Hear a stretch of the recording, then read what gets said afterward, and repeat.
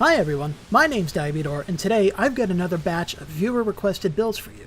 It's been a couple weeks since my last viewer-requested builds compilation, and so I've had a few of them pile up. Sorry if I kept you waiting. Check the timestamps down in the description to see what builds we're doing, and if you find this video helpful, please leave a like, share the video, and consider subscribing. It really helps me out. All of these builds were made at level 125 using the Wretch as the starting class. These are just my personal preferences, and you can bring them up to any level you want and use any class you want. You may have slightly different stats than me, but the builds will work just fine. Build number 1, the Fire Knight's Greatsword.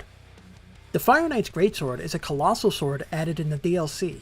By default, it comes with faith scaling and fire damage, and so using the Flame Art affinity will send its fire damage through the roof.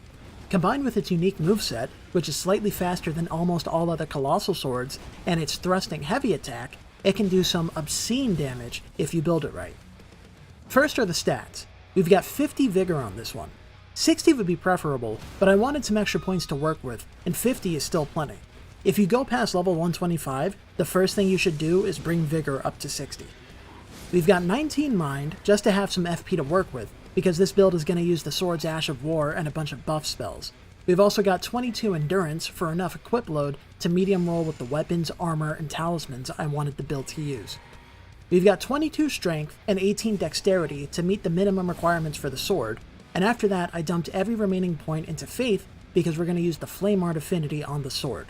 This will let us take advantage of the sword's innate faith scaling and give us access to a ton of buff spells and other incantations to flesh out the build.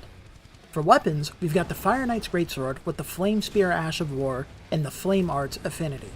Flame Spear makes you shoot a fire projectile at enemies, which is nice, but its real strength is the 95 fire damage it adds to the weapon as a buff, which helps to maximize the fire damage we're doing.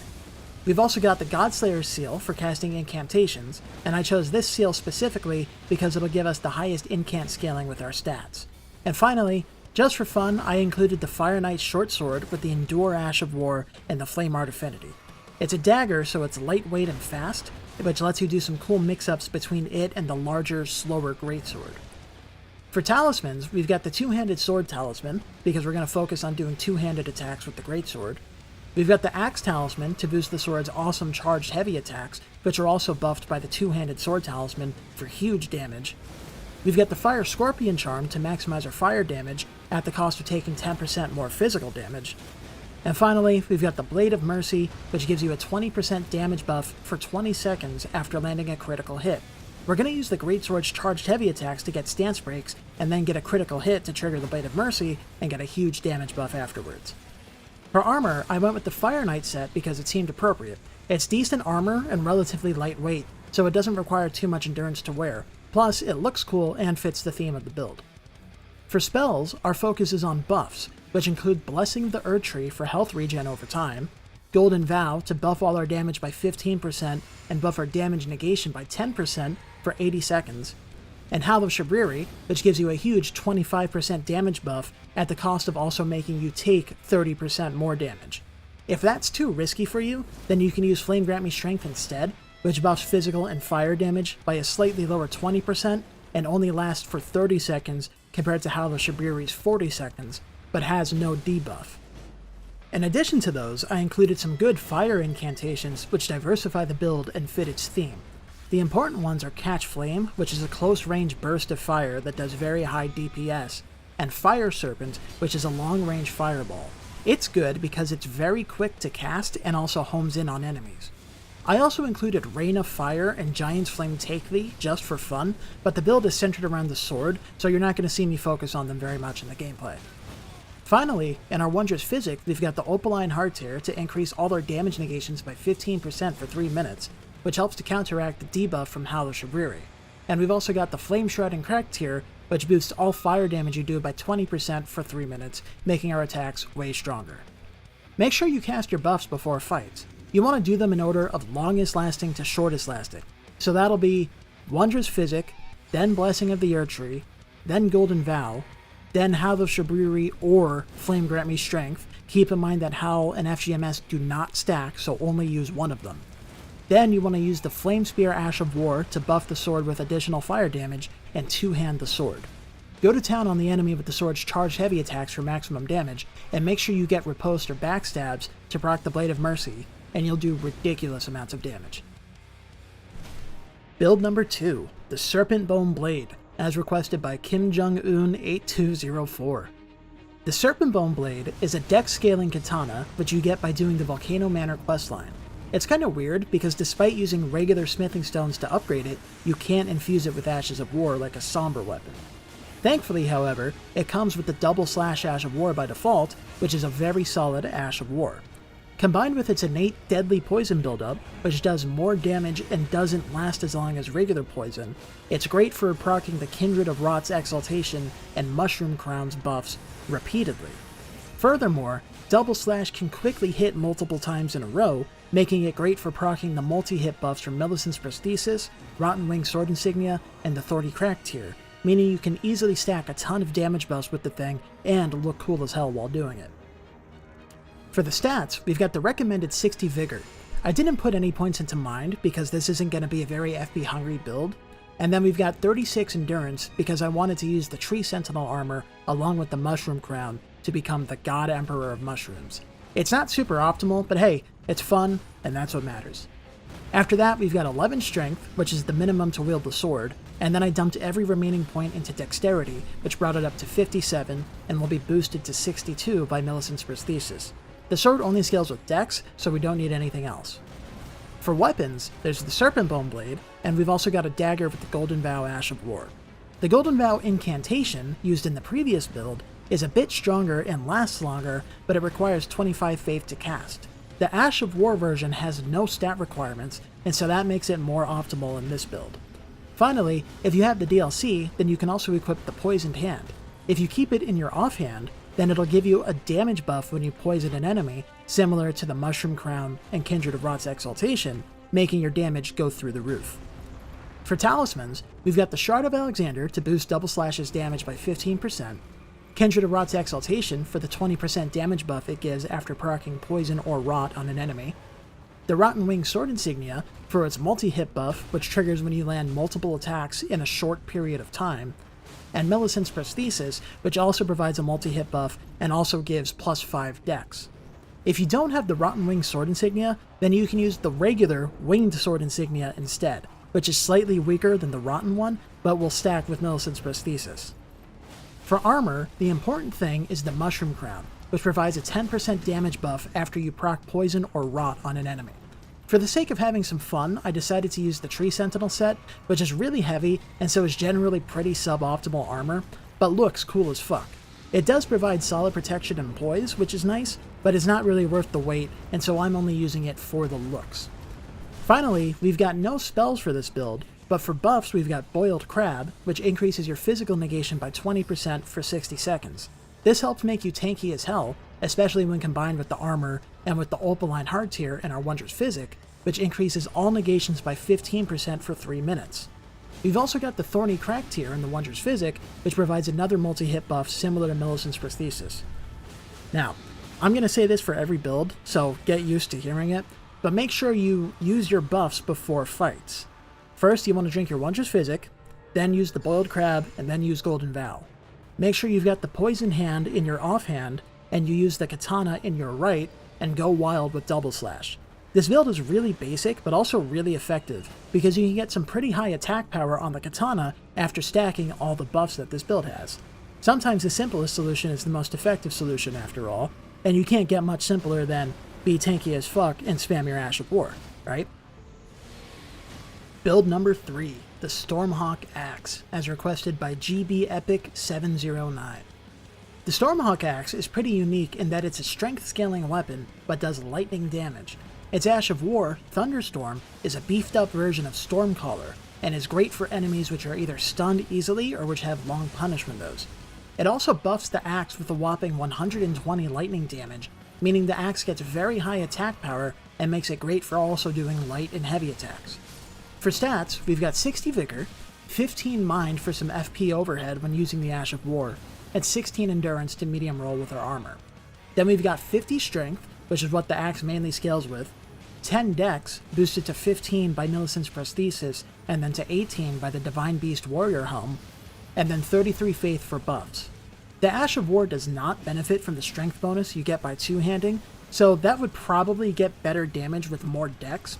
However, like I said, I also want this build to get good damage when using the axe's light and heavy attacks, which obviously do benefit from two-handing, and I also wanted access to buffs which require faith, so I think these stats are a good compromise. If you go to a higher level, the next thing you should level up should be dex up to like 50 or 60. For weapons, the loadout is pretty simple. We've just got the Stormhawk Axe and the Dragon Communion Seal for casting buffs. I chose this seal specifically because it's easy to get and has no weight. Other seals would get better incant scaling, but we're not casting any offensive spells with this build, so that doesn't matter.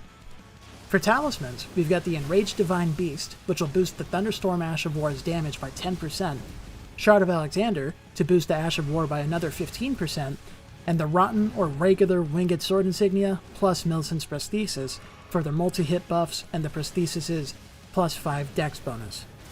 If you don't have the DLC, then you can swap the Enraged Divine Beast out for something like the Lightning Scorpion Charm to boost Thunderstorm's lightning damage, or the Dragon Crest Great Shield for 20% more physical damage negation. For armor, we've got the Divine Beast Helm. Keep in mind that this is not the giant version dropped by the Divine Beast Dancing Lion boss, which is way too heavy to be worth wearing, but is instead the smaller version dropped by the Divine Beast Warriors in Enar, which boosts strength and dex by 3 each, and will boost Storm Ashes of War by 4%. It also makes your flasks heal slightly less, but it's barely noticeable, so I wouldn't worry about that. In addition to that, we've got Rakshasa's armor on, which provides a 2% buff to all damage you do per piece worn, which comes out to about 6% because we have 3 pieces equipped. Alternatively, if you don't have the DLC, then you can wear the Knight set from the Round Table Hold, which provides solid protection and 51 poise while also being relatively lightweight. For spells, we've got a few buffs. There's Blessing's Boon for health regen over time, Golden Vow to boost all damage you do by 15% and reduce all damage you take by 10% for 80 seconds, and Howl of Shabriri to boost all damage you do by 25%, but increase all damage you take by 30% for 40 seconds. I also included Flame Cleanse Me just so you can cure yourself of poison or rot if you run into it. Finally, in our Wondrous Physic, we've got the Opaline Heart tier to increase all our negations by 15% for 3 minutes, and we've got the Thorny Crack tier for its multi-hit buff, which will stack with the Rotten Wing Sword Insignia and Millicent's Prosthesis. Don't forget to use your buffs before fights. To use your Physic, then Blessing's Boon, then Golden Vow, and then Howl of Shabriri.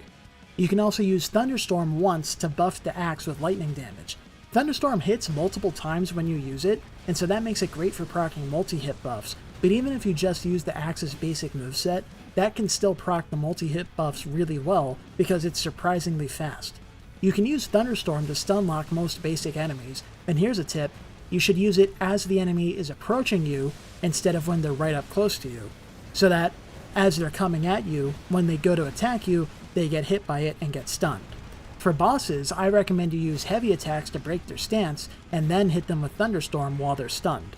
No matter what, make sure you keep the axe buff with lightning to maximize your damage.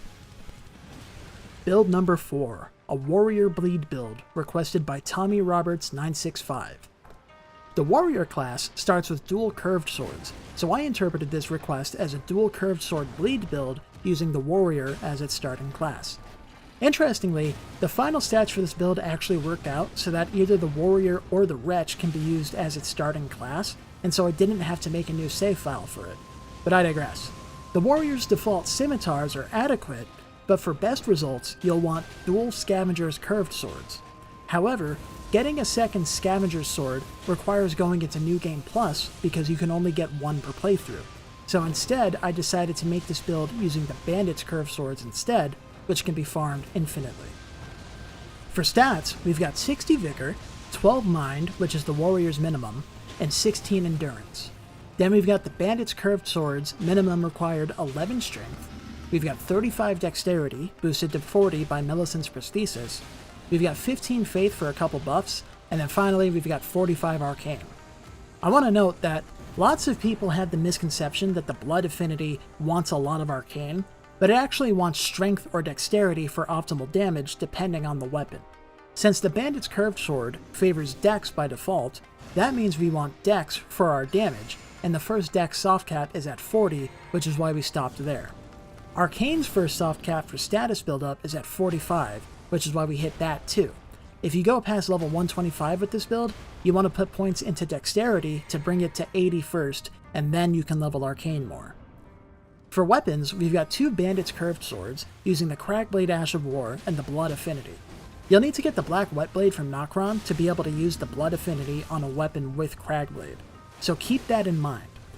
If you don't have access to Nokron yet, which requires killing Radahn, then you can get the Bloody Slash Ash of War from Fort Height and the Bloodblade Ash of War from Altus Plateau, and use those for the Blood Affinity in the meantime.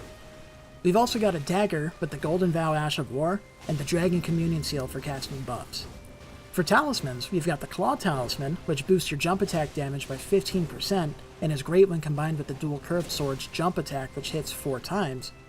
Millicent's Prosthesis and the Rotten Irregular Wing Sword insignia for their multi-hit buffs, which the dual curved sword moveset can proc very quickly, and Lord of Blood's Exaltation, which gives you a 20% damage boost after proccing a bleed on an enemy. For armor, our main focus is on the White Mask, which gives a 10% damage buff after you proc a bleed on an enemy. Incidentally, I hate the White Mask because it's ugly as hell, but it actually matches fairly well with the Warrior's blue cloth armor, so I decided to keep that armor for this build. I also included a couple alternative sets which use the Raptor's Black Feathers or the Gravebird's Black Quill armor, both of which boost your jump attack damage by another 10%. Also, if you have the DLC, then you can get Rakshasa's Gauntlets and Greaves for another 4% to all damage you do. Just keep in mind that those alternative sets are ugly as fuck.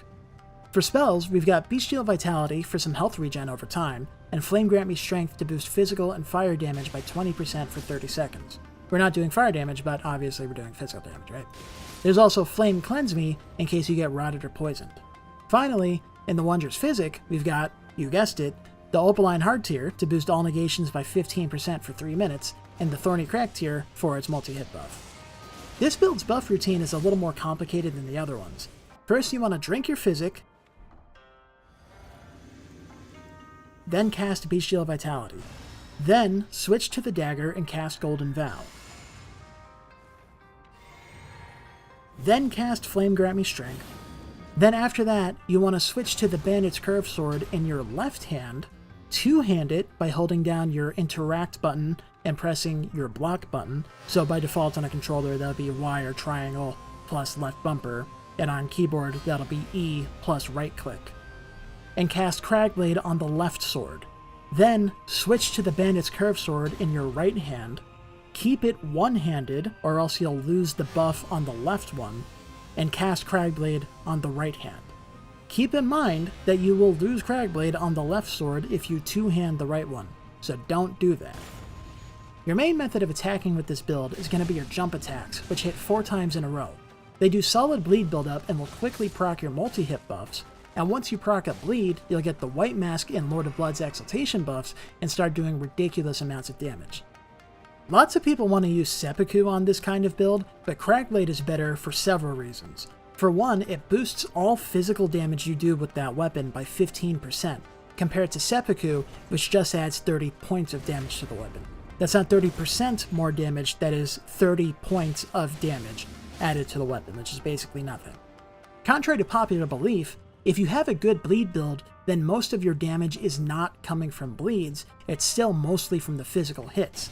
The bleed procs are mostly there to trigger the buffs from White Mask and Lord of Blood's Exaltation, and so the bleed buildup added by Seppuku is not nearly as useful as the physical damage added by Cragblade. In addition to that, Cragblade also increases the weapon's poise damage by 10%, making it easier to get stance breaks on enemies, which are very powerful, as you probably already know. That concludes this video. I had a lot of fun making these builds, and I hope you'll have a lot of fun using them. Again, I'm sorry that it took so long for me to make these. Some of these requests are like a month old. But I've been busy with life stuff and with Night Rain. I recently quit my job, and I'm hoping to go full-time on YouTube. And so if I helped you out, consider returning the favor, and please leave a like, share the video, and consider subscribing. They really help me out. If you want to take your support even further, then consider becoming a member for my channel. If you become a Type 2 or 3 diabetian, then you can submit build requests to me through a Google form, and I'll make the build on the Build Planner website and send you the link within 24 hours. I might even include the build and a shout out to you in a video, so think about it. And thanks again to everyone for watching and supporting my channel, because it really means a lot to me. My name is Diabidor, and I will catch you later.